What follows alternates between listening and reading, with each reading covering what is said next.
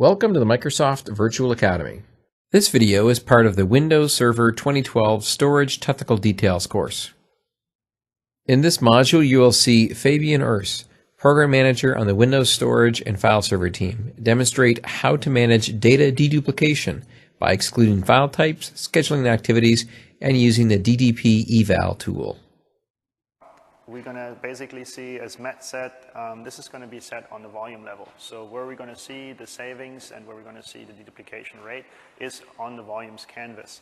So I know I have a deduplication volume here, and I put it on one of my file servers, so it's on FS4.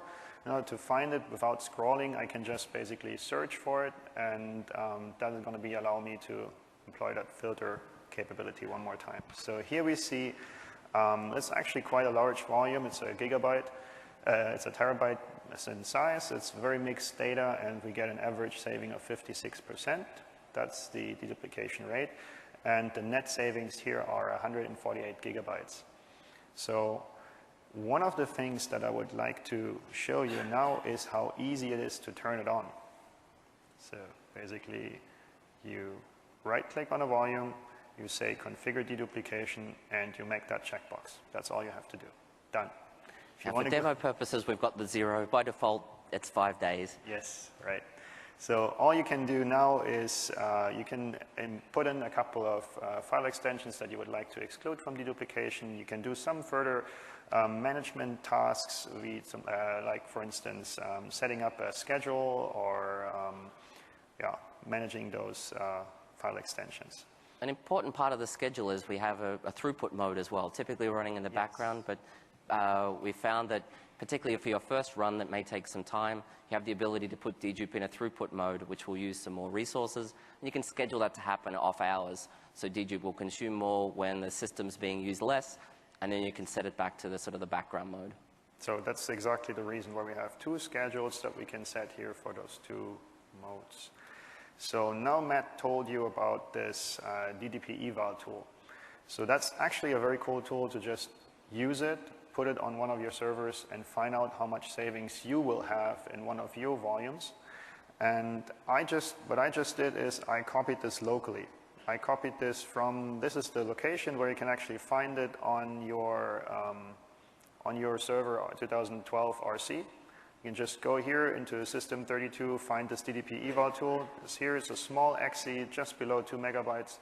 And what it basically does is it does a read-only assessment of nothing is going to change. It's read-only. It's going to make an assessment of your data, and it's going to tell you how much you're going to save. So I put it in here. I put it on my client box, and I basically run it against this share.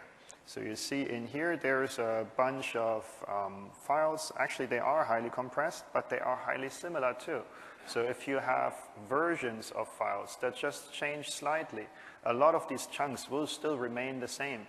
So you can take a large advantage of these. And then there's some other more common information in here too. So in order to run this, all I'm doing is basically I'm using a command prompt in administrator mode.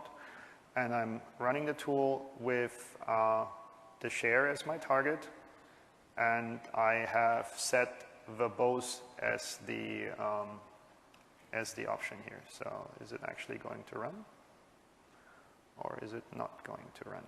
There we go. So it takes a couple of seconds because it actually goes and chunks up the files, goes and builds all those associations in the background, and tries to find all the matching parts on your volume. So I have here a relatively small amount of data, but as you can see, it's going to take a couple of seconds and coming back with a little report. So I see I have 242 files in here.